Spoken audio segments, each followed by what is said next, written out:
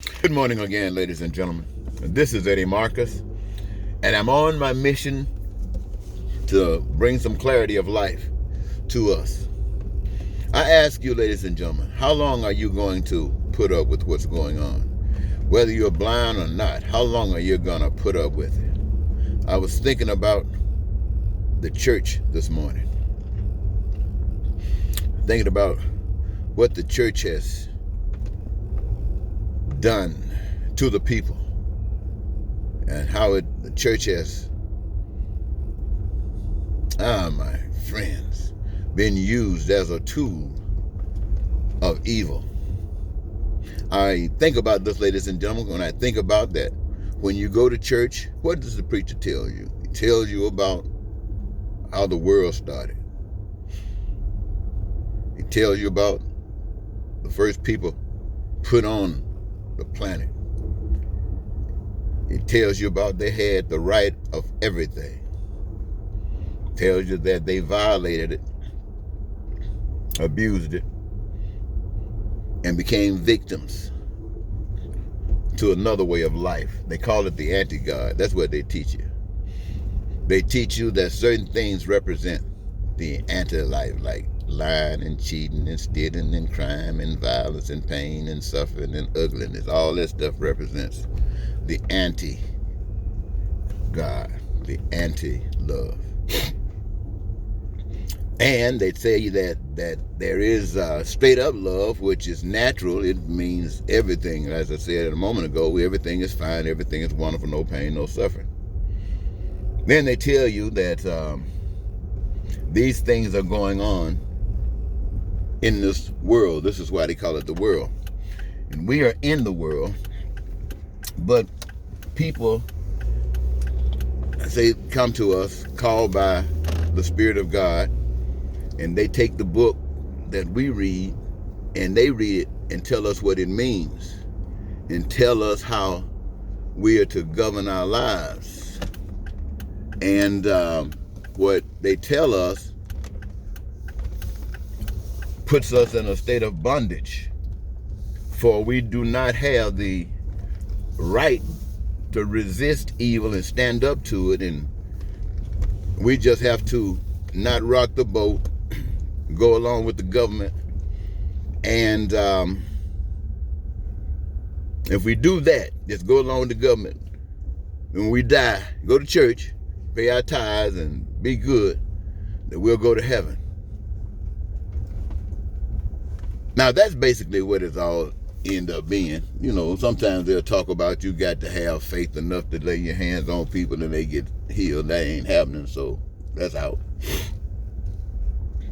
So the only thing that I've ever witnessed, ladies and gentlemen, in my lifetime that really made a difference was in the 60s.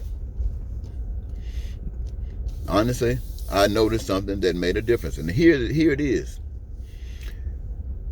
Two men, both black, Dr. King, Malcolm X. Both of them talked about a superior power. One called it God, the other called it Allah. One says that love, to take all punishment that comes at you. Even love your enemy, those who's trying to destroy you, love them. And the way they explain it is that you loving it means basically taking it. Malcolm X, talking about Allah, says somebody that do something to you, you do it to them back so they can know exactly what they're doing. I used to, when I was a young man, get in a fight. Whenever time I got in a fight, I would always let the person I'm fighting with, I let them hit me first. And the reason I let them hit me first is because I wanted to know how was I to respond. If they hit me like they're trying to hurt me, I'm supposed to tear that butt up. If they hit me like they're a little scared and timid, and they really don't want to fight, they're just bluffing or something like that, then I really won't fight. I talk my way out of it or something. But because I give you that chance. So now there are a lot of people, that's the way Malcolm I'm not a Muslim now, so I don't really know, but I'm just telling you what I picked up. So it seems that what Christianity taught people of color was to be glad you were a second-class citizen. Be thankful and grateful. Wow. Ain't that something? But they were thinking like that. I think I just head on back home. Yeah. It's something that they were thinking like that.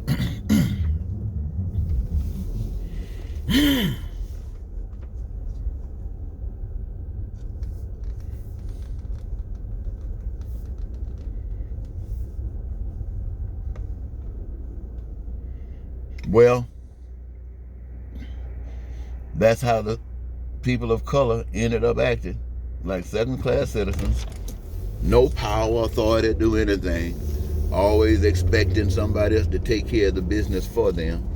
And even got all of the preachers trying to get all of the members of the church to think that the preacher has the authority. Bring the stuff to the preacher. Let the preacher be your boss. Anyway, that's the same way the state acts. Except they're changing a little bit now. People have gotten so overcome with evil until now they want somebody to make a decision for them in every instance. So they don't have to be responsible for anything. They want Donald Trump to tell them when to jump, so they jump. They want, not necessarily Donald Trump, but people like Donald Trump. How high to jump, then they try to master that. Wow, it's really something else, ladies and gentlemen, when you sit there and look at it. Then, when a lie is supposed to be respected as a truth, then they'll do that. And all they know that, like a puppy, when the mealtime comes, the food is going to be there. The little pail of water is going to be there. And if you follow our guidelines and rules and orders, then sometimes you get a treat. Ain't that something? And that's what they've accepted. Because they have been told that, look, the treats can be good. The treats can be mighty. All we got to do is keep the people of color out. Kick them out. So everything that the people of color have, that God designed for them, that part that has not been stolen, now you can take that. And so that could go so that makes you feel better. You got a little bit better. The fact that somebody had to get hurt for you to get better, it doesn't mean anything. But the truth of the matter, ladies and gentlemen, it makes those of us who say we know better, it makes us angry. We're pissed. We can't believe. But the truth of it, ladies and gentlemen, is this. These people don't know any. People like that do not know any better. They do not know any better. And since they don't know any better, ladies and gentlemen, what they are doing is righteous to them. And everybody that does not agree must be out of their minds. They got the evidence. It's working for them. Now, you say, why do I say that? I'll tell you why. I grew up in America. I grew up in the South. I grew up watching television. I know the messages that they give. I used to be so afraid of Native Americans because, hey, they were savages, I was told. It took the Union soldiers to protect us from these savages. I accepted. I accepted that. Another fear I had, Africa. I was scared to death of Africa. Why? Because they wanted me to be. They taught me to be afraid of Africa. They taught me that African people walked around with bones in their nose and in their ears. And you better be afraid of them. Talked to you about the voodoo, scared the hell out of you. They talked to that. I didn't know when. I used to be afraid. I had a dream one night. I was on a plane, and the plane crashed in a place in Africa. Scared me to death. I was hiding, trying to get away. Didn't want any African to see me. Until I came out of a spot from where I was hiding at and saw cities that were big and as beautiful as any cities I've ever seen. Wow. I didn't see anybody with bones in their head, ears and nose. I didn't see any of that. Goodness gracious. So, the stuff that I believed because of what I taught, I responded to that. I really thought that we had places to live because of the Union soldiers who took the land. I was proud of that. I didn't know any better. So, I was listening to a lady today talking about how she got caught up in QAnon. I know how that happened.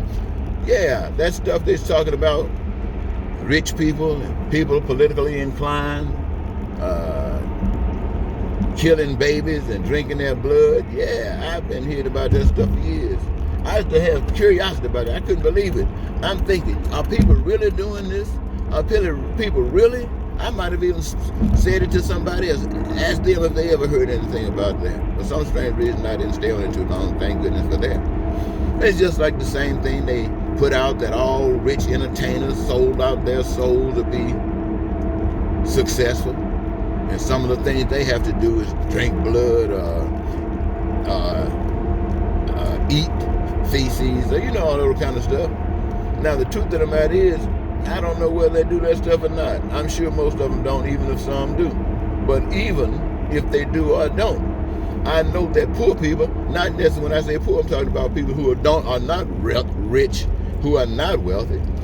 Hey, they engage themselves in this because this is something that they like doing.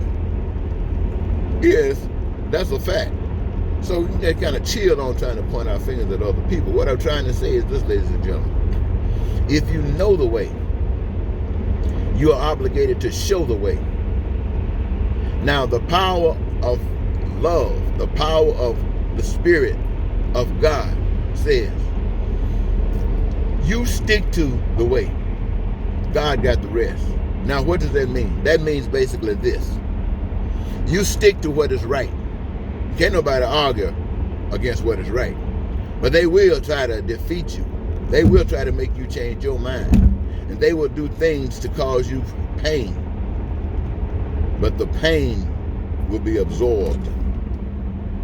The pain will be absorbed by a spiritual absorption. And you won't feel it. Even though, I'm telling you this, ladies and gentlemen, I know it doesn't make too much sense to say something like this, but it's the absolute truth. Something takes the pain away. It's like when you go to the doctor, I guess, and they finna cut you, and they want to inoculate you with some stuff so you don't feel the cut. I guess God is doing something similar to the same thing. You do the right thing, they try to stick it to you, but you're inoculated by the Spirit, and you don't feel the pain. But everybody else thinking that you should be, and what they see is enough to make them say, well, I won't do that. So that means the only way you can do it is be real. Because it's going to take being real to teach these people. And be like Meshach, and Abednego. When you come to that road, celebrate it. Celebrate it as the most magnificent of your life. That others might realize, hey, this is just the beginning. Ladies and gentlemen, I'm going to close this out right now. It seems like I'm rambling. I'm out here on this expressway with the air off, as cold as it is, trying to make sure you can hear what I'm saying. But I got to get some air on now that's warm. So I'll talk with you later. Until next time, this is Eddie Marcus saying goodbye.